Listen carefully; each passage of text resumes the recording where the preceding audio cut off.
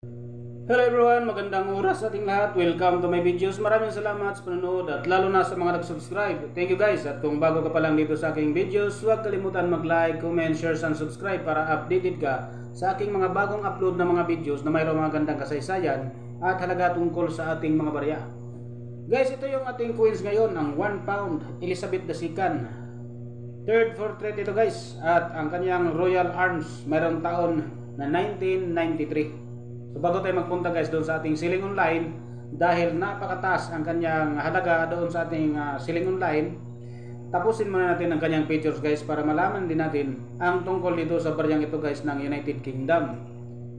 Ito yung share niya guys, United Kingdom, British Overseas Territories and Crown Dependencies, Queen Elizabeth II from 1952 hanggang 2022.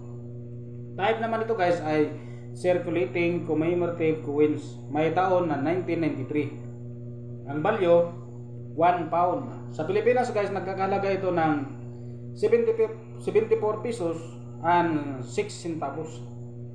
Currency naman ay pound sterling. Decimalized 1971 ang kanyang date. Meron siyang composition na nickel brass. At meron din naman siyang timbang na 9.5 grams. At ang kanyang diameter naman ay 22.5 mm. 22.5 mm ang diameter. 3.15 mm ang kanyang thickness at meron siyang shape na round. At ang kanyang technique naman ay mild. Ang kanyang orientation ay middle alignment. At na-demonetize na ito guys noong October 15, 2017. Merong number na A number 1384. At ang kanyang reference number naman ay KM number 964. SP number J8.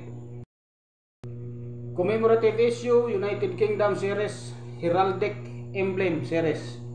Ito yung ating obverse guys, ang third crown portrait of Queen Elizabeth II facing right, wearing the George IV state diadem, legend around. Meron siyang script na Latin at ang kanyang lettering Elizabeth II DJ Rig FD 1993 RDM. Unbridged legend Elizabeth II de Gracia o de Gratia Regina PD Defensatrix. Translation: Elizabeth II by the grace of God, Queen, Defender of Faith. Engravers Rafael David Wacloff. Ito yung ating engravers guys, ang Royal Shield of Arms above denomination. Meron siyang script na Latin at ang kanyang lettering Huni So 8 K M Ali Pence Dayu 80 Mon Druid 1 pound. Translation: Shame on he who thinks evil of it God and my right. Engraver Eric Sewell. Age mild with infused lettering. Script Latin lettering Dicos 80 Tutamin. Translation: an ornament and a safeguard.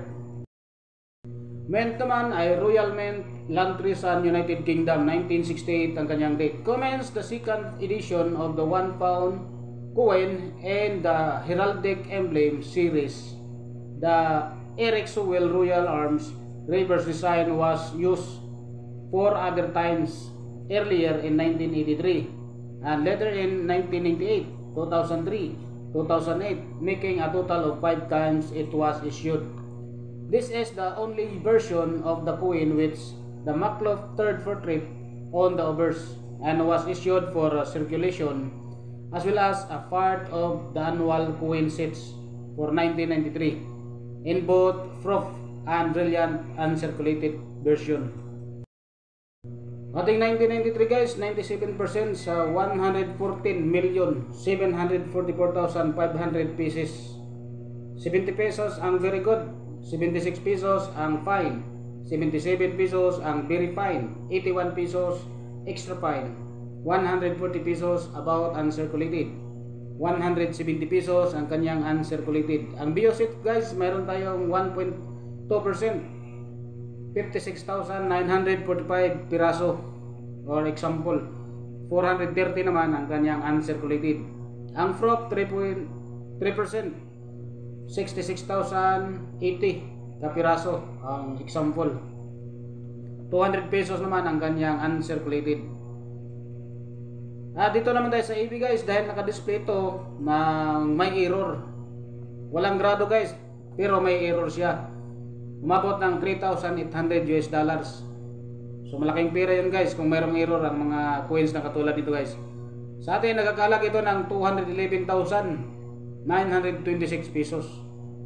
So yan guys, ang mga nakuha nating informasyon guys tungkol sa bariyang ito guys ng United Kingdom dito sa ating source of information sa anomista.com at sa Siling Online sa AB. Maraming salamat panood guys at God bless sa ating lahat.